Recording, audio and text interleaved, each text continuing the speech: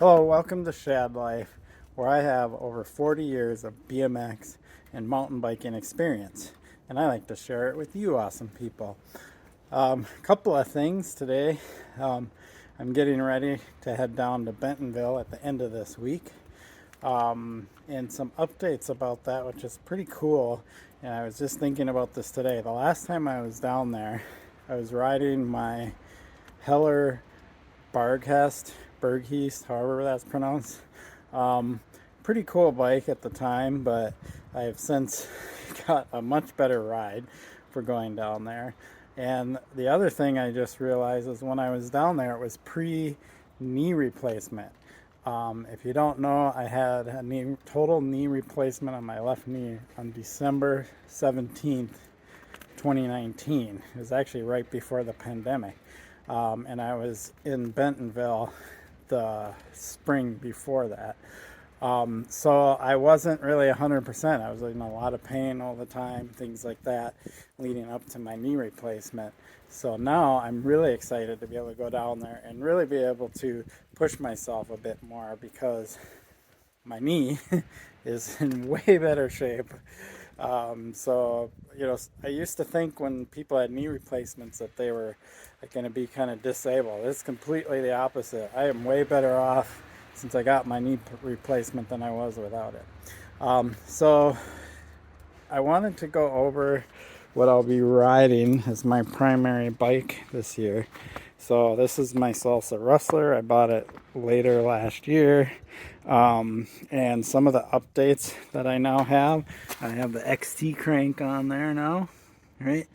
And I've updated to the wolf tooth dropper, new grips.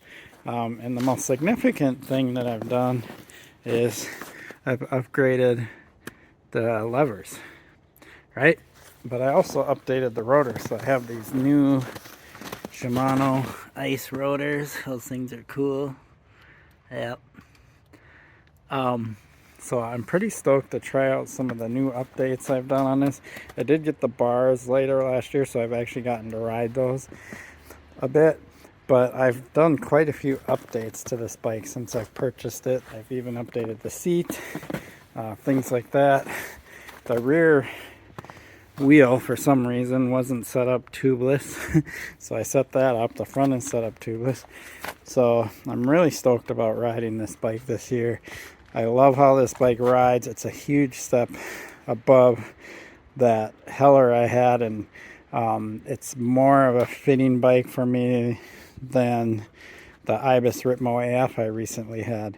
So we'll just give this bike kind of a quick run through, trying to keep my shadow out of there so you can just get a good look at it.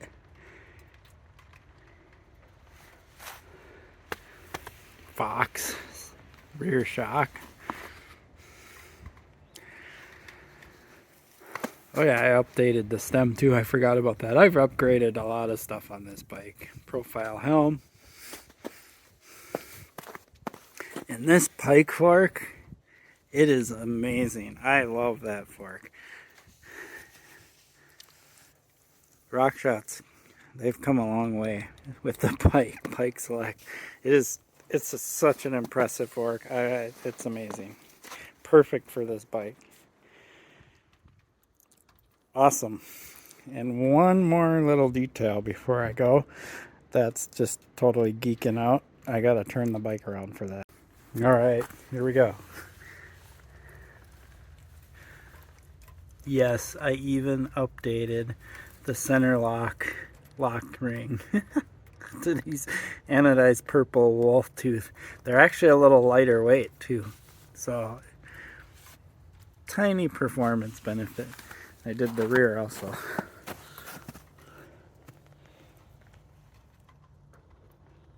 course, it's almost impossible for me to not get in the shadow or cause a shadow because the sun is like still pretty low in the sky over there.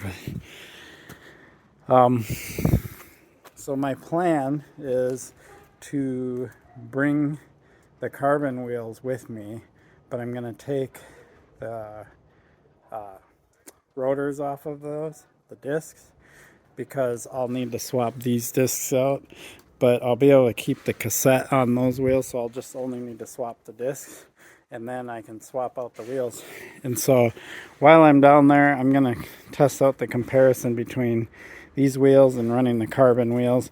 Of course, I have different tires on those wheels. They're 2.6 Recons, and I'll also get to see kind of how those tires feel versus these more beefy tires. I have a feeling for Bentonville, the Recons will feel a lot better.